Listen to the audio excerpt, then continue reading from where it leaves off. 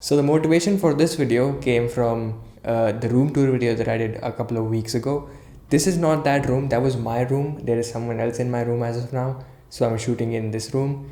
But in that room I have an almirah and I have a drawer in that almirah. When I pulled that out on video while I was shooting the room tour video, I saw a bunch of Apple products that I've collected in the past decade, and I thought I could make a video on this. And so this is that. So this is my Apple collection video. There is a story associated with each and every Apple product that I own, and I like that. I like to share that with you. I think it will be really fun.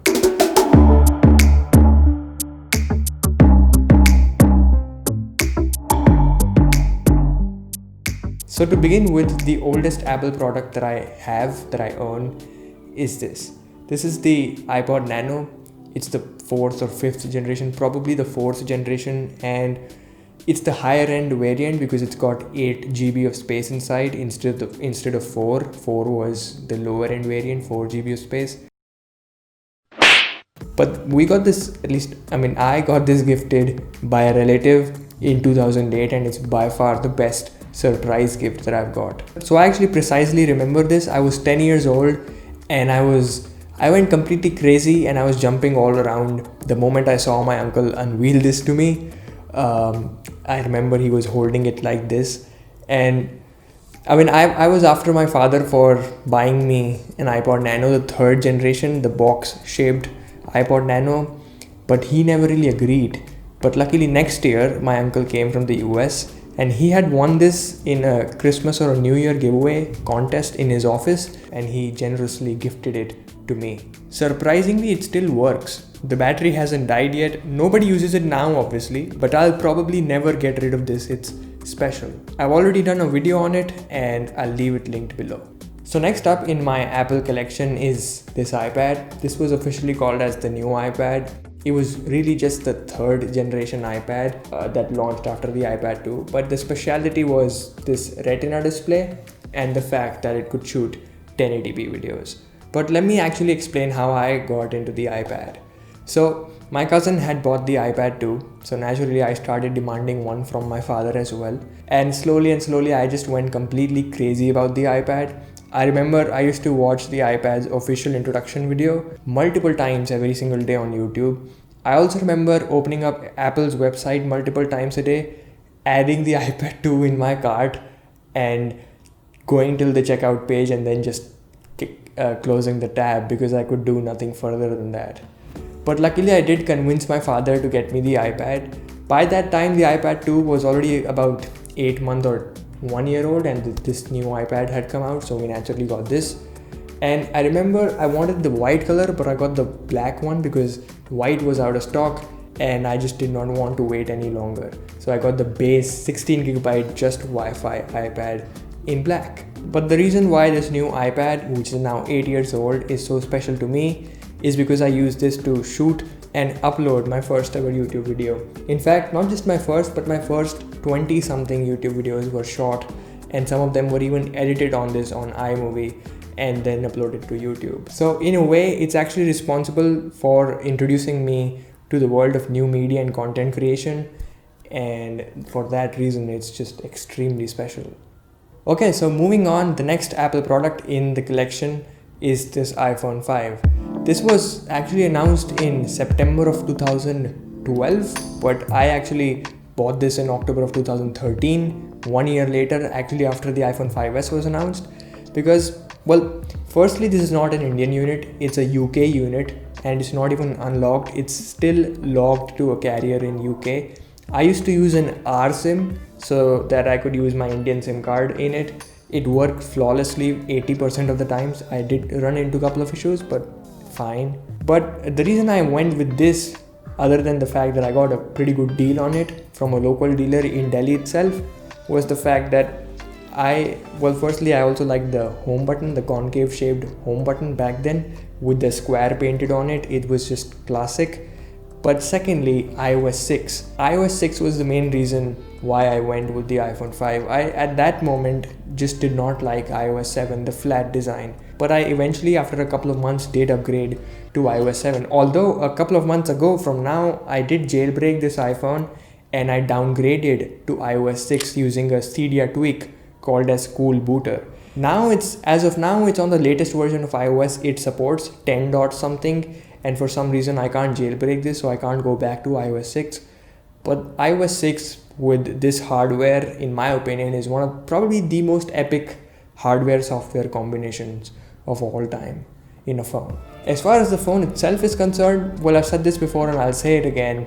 This, in my opinion, is just the best looking iPhone of all time and one of the best looking phones in general. Those flat edges and round volume buttons are so unique that no other manufacturer has been able to replicate this kind of design. For example, the design of the iPhone X has been widely copied throughout the smartphone market. The very affordable Poco F1 has it, and the very expensive and very ugly Pixel 3 XL has it. But the iPhone 5, this design is exclusive. This design has remained exclusive even after 8 years. In fact, the only brand that I see replicating this in the near future is Apple itself with iPhone 12, although I doubt they will go back to the round volume buttons. I hope they do. Okay, so moving on, the fourth product in my Apple collection is this. This is the first generation Apple wireless keyboard, and it's just a classic in terms of design. In my opinion, it's just the best wireless keyboard out there, best designed wireless keyboard. It also has really tactile keys, unmatched keys actually. Apple has never really developed a keyboard with such keys again. But if you remember my room tour video, I told this was an impulsive purchase.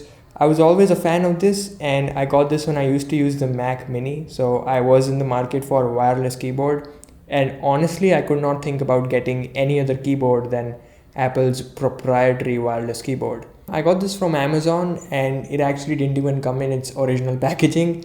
It came loosely packed in a bubble wrap, which was very disappointing, but it turned out to be an original Apple product that still works today. I don't use it anymore because I sold my Mac Mini and I don't have a desktop now, and the laptop that I own has a really nice keyboard built in, so I don't use this anymore, but I'm pretty sure this will be of great utility to me in the future, in the near future. Maybe not in the near future, but definitely in the future. But now at the very end, the last Apple product that I own, which is also the least exciting one, is this.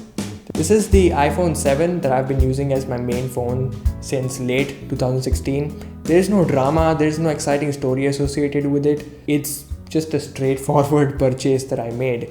Surprisingly, it happens to be the only Apple product that I'm using right now, and it has held up really well. I just did a video on this, on using an iPhone 7 in 2020 after 3.5 years of already having used it, and I highly recommend you check that out. But spoiler alert, this is a really great phone even now because of Apple's continuous software support. In fact, it will even get upgraded to iOS 14 just next month. There are a few shortcomings though, like significantly degraded battery life, which has affected the performance quite a lot. So I can't play PUBG on this smoothly. It gets really heated and there are frame drops that I can notice. It's not at its peak performance now. Plus, I've also started to realize that this is a tiny phone now. I do not enjoy watching videos on it. I do not enjoy watching movies on it. I do not enjoy playing games on it. So I do sometimes wish to switch to a bigger phone, a flagship of today's time with today's power. But every time I use this phone, that opinion just vanishes because it's so smooth, almost as smooth as it was on the day one. So I'm pretty sure I'll continue using this for the longest time and just get the battery replaced, and hopefully things get sorted out. But that's about it. That's my Apple collection. I did have a 2016 15-inch MacBook Pro with the touch bar, and I had the most interesting story with that. So interesting that I just sold it off and switched to Windows. I actually did an entire video on it, and it's one of my favorite videos that I've done. I highly recommend you check that out. But that's about it. That's the entire video. Maybe you could share your Apple collection as well, or any collection of products that you feel as passionate as I do about my Apple stuff. You could tweet me your images in the Twitter thread that is linked below, and I'll retweet a bunch of my favorites. I think it should be fun. That's been it. I hope you enjoyed this. If you did, feel free to do the needful, and I hopefully get to talk to you over at Twitter now. Bye.